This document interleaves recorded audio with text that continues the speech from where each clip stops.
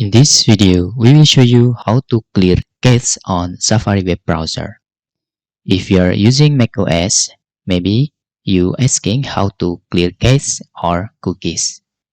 Here, when you open the Safari web browser, we will using maximum window, and to start clear the cache and cookies, you can go to Safari menu, okay, hover in the top of your screen, and then click Safari here and choose Preferences. In here, you need to go to the privacy.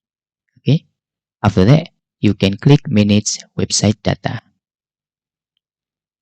Here, you can one by one remove the cookies and cache like this, or you can just click Remove All. Okay. If you want to remove all, you can confirm by clicking this button.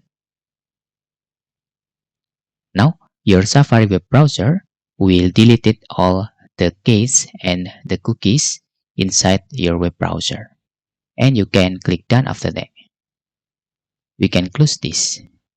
And that's all tutorial how to remove cache and cookies using Safari web browser on macOS. If you have any questions, you can fill in the thumbs comment below, and thanks for watching.